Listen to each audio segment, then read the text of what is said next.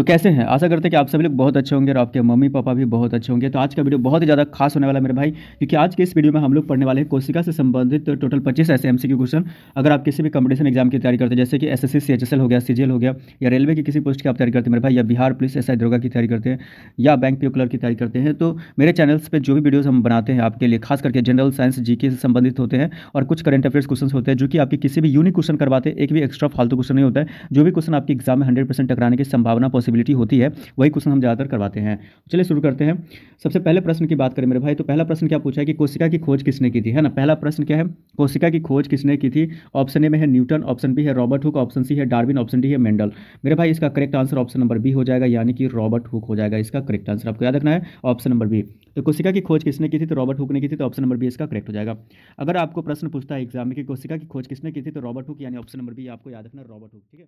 तो प्रश्न संख्या अगर हम 2 की बात करें, तो प्रश्न संख्या 2 में क्या पूछा है कि कोशिका का नियंत्रण केंद्र क्या कहलाता है। ऑप्शन ए में माइटोकॉन्ड्रिया, ऑप्शन बी है नाभिक, ऑप्शन सी है राइबोसोम, ऑप्शन डी है गोल्जी बॉडी। मेरे भाई इसका correct answer option number B हो जाएगा, नाभिक हो जाएगा। तो आपको याद रखना है कि कोशिका का नियंत्रण केंद्र क्या कहलाता है, नाभिक कहलाता है, तो ऑप्शन नंबर बी इसका करेक्ट होगा, नाभिक याद रखना आपको। ठीक है। एक बार फिर से हम रिपीट कर देते हैं प्रश्न को, कोशिका का नियंत्रण केंद्र क्या कहलाता है। ऑप्शन ए है माइटोकॉन्ड्रिया, ऑप्शन बी है नाभिक, option C ribosome, option D Golgi body. तो इसका correct answer option number B हो जाएगा, यानी कि नाभिक हो जाएगा। ठीक है। चलिए बात कर लेते हैं अगले प्रश्न की।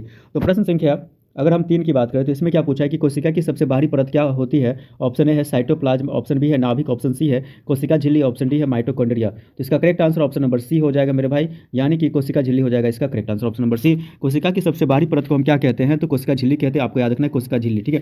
तो ऑप्शन नंबर सी इसका करेक्ट हो जाएगा। एक बार फिर से प्रश्न को हम रिपीट करेंगे, जो कि बहुत ही खास क्वेश्चन है। कोशिका की सबसे बाहरी परत क्या होती है। Option A cytoplasm, option B नाभिक, ऑप्शन सी कोशिका झिल्ली, ऑप्शन डी है माइटोकॉन्ड्रिया। तो इसका correct answer option number C हो जाएगा दोस्तों, कोशिका झिल्ली हो जाएगा। आपको याद रखना है। ठीक है। तो कोशिका की जो सबसे बाहरी परत होती है उसे हम कोशिका झिल्ली कहते हैं, आपको याद रखना है।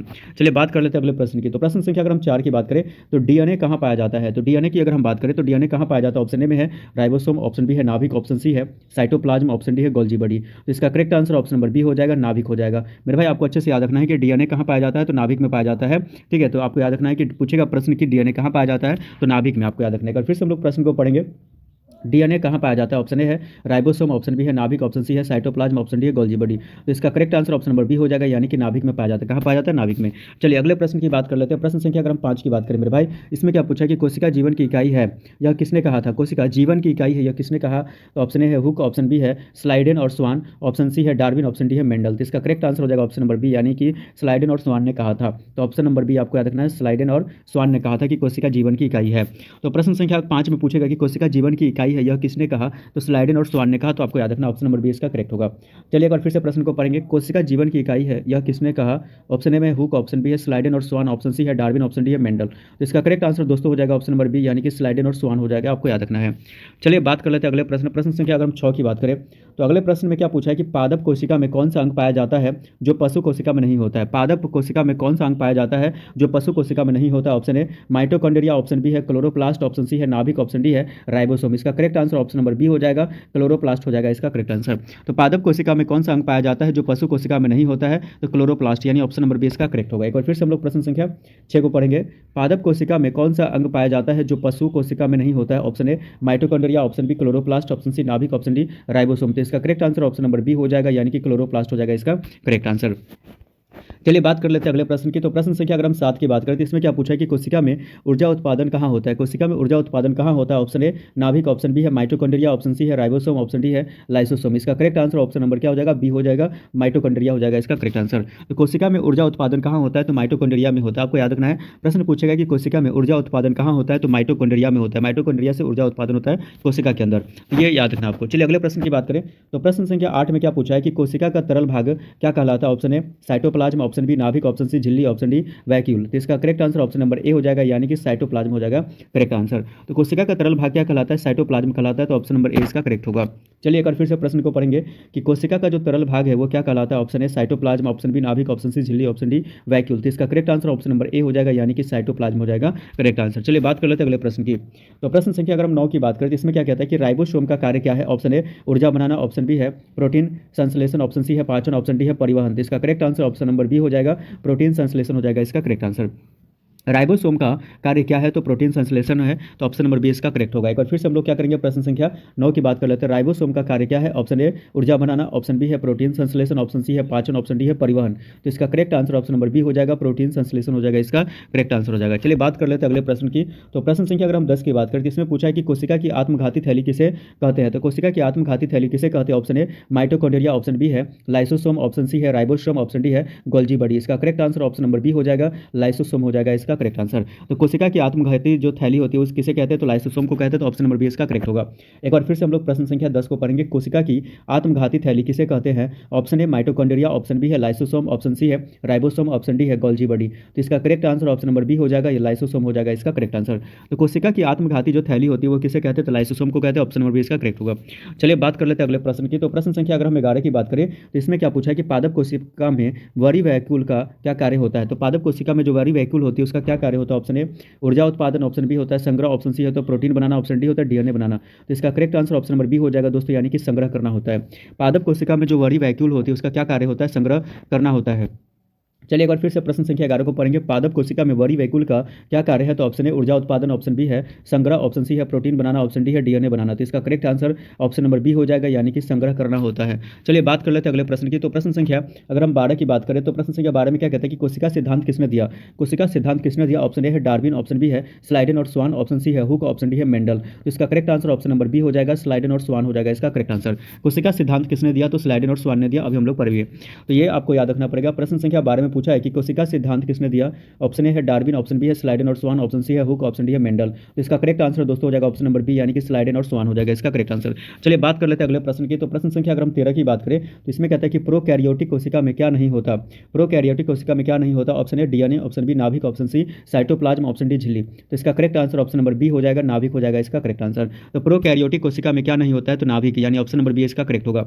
याद रखिएगा, ये बहुत इंपॉर्टेंट क्वेश्चन है कि प्रोकैरियोटिक कोशिका में क्या नहीं होता है? Option A DNA, option B नाभिक, option C cytoplasm, option D झिल्ली। तो इसका correct answer option number B हो जाएगा, यानी कि नाभिक हो जाएगा। चलिए बात कर लेते हैं अगले प्रश्न की। तो प्रश्न संख्या अगर हम 14 की बात करें तो इसमें पूछा है कि कोशिका विभाजन की प्रक्रिया क्या कहलाती है? ऑप्शन ए पाचन, option B mitosis, option C श्वसन, ऑप्शन डी उत्सर्जन। इसका करेक्ट आंसर हो जाएगा ऑप्शन नंबर बी हो जाएगा, माइटोसिस हो जाएगा, इसका करेक्ट आंसर। कोशिका विभाजन की प्रक्रिया क्या कहलाती है? तो माइटोसिस कहलाती है, तो ऑप्शन नंबर बी इसका करेक्ट होगा। कोशिका विभाजन की प्रक्रिया क्या कहलाती है? तो माइटोसिस कहलाती है, तो ऑप्शन नंबर बी इसका करेक्ट हो जाएगा। चलिए बात कर लेते हैं अगले प्रश्न की। तो प्रश्न संख्या 15 में क्या पूछा है कि सबसे छोटी कोशिका कौन सी होती है? Option A bacteria, option B virus, option C amoeba, option D paramecium. तो इसका correct answer option number A हो जाएगा, यानी कि बैक्टीरिया हो जाएगा, इसका करेक्ट आंसर। सबसे छोटी कोशिका कौन सी होती है? तो बैक्टीरिया होती है, तो ऑप्शन नंबर ए इसका करेक्ट होगा।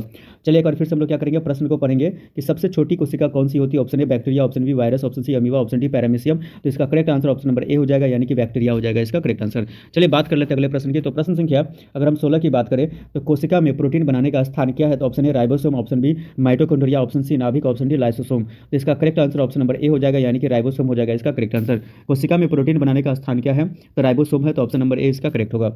चलिए एक बार फिर से हम लोग प्रश्न संख्या 16 को पढ़ेंगे। कोशिका में प्रोटीन बनाने का स्थान क्या है? Option A ribosome, option B है माइटोकॉन्ड्रिया, ऑप्शन सी है नाभिक, ऑप्शन डी है लाइसोसोम। तो इसका करेक्ट आंसर दोस्तों हो जाएगा ऑप्शन नंबर ए, यानी कि राइबोसोम हो जाएगा।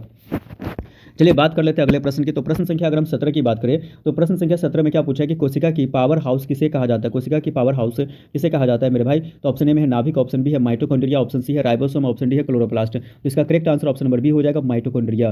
तो कोशिका की जो पावर हाउस यानी जिसको जहाँ से ऊर्जा हमें मिलती है, ऊर्जा का उत्पादन होता है, वो माइटोकॉन्ड्रिया होता है, तो आपको याद रखना पड़ेगा, ठीक है। तो अगर फिर से हम लोग पढ़ेंगे कोशिका की जो पावर हाउस होता है वो किसे कहा जाता है? ऑप्शन ए है नाभिक, ऑप्शन बी है माइटोकॉन्ड्रिया, ऑप्शन सी है राइबोसोम, ऑप्शन डी है क्लोरोप्लास्ट। इसका correct answer option number B हो जाएगा, माइटोकॉन्ड्रिया हो जाएगा, इसका करेक्ट आंसर।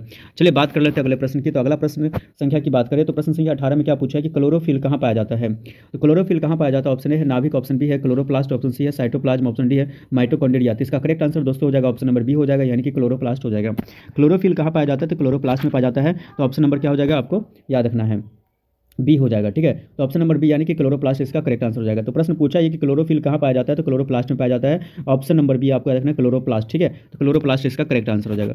चलिए बात कर लेते हैं अगले प्रश्न की मेरे भाई। तो ये प्रश्न भी इंपॉर्टेंट है। कोशिका की खोज किस वर्ष हुई थी? ऑप्शन ए 1665 में, ऑप्शन बी है 1700 में, ऑप्शन सी है 1800 में, ऑप्शन डी है 1900 में। तो इसका करेक्ट आंसर दोस्तों ऑप्शन नंबर ए हो जाएगा, 1665 ईस्वी में क्या हुआ था? ये इसकी मतलब खोज हुआ था। कोशिका की खोज किस वर्ष हुई थी? 1665 आपको याद रखना है। चलिए अगर फिर से प्रश्न संख्या 19 को पढ़ेंगे, कोशिका की खोज किस वर्ष हुई थी? Option A 1665, option B 1700, option C है 1800, ऑप्शन डी 1900। तो इसका correct answer option number A हो जाएगा, 1665 हो जाएगा इसका करेक्ट आंसर।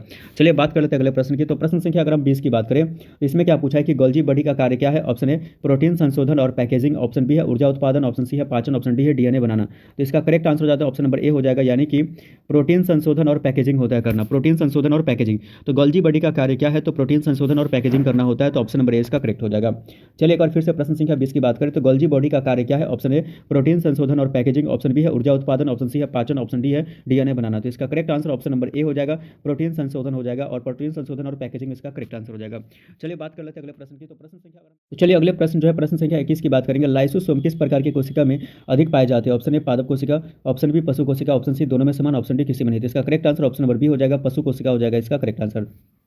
लाइसोसोम किस प्रकार की कोशिका में अधिक पाया जाता है? तो पशु कोशिका में अधिक पाया जाता है, तो ऑप्शन नंबर बी इसका करेक्ट हो जाएगा।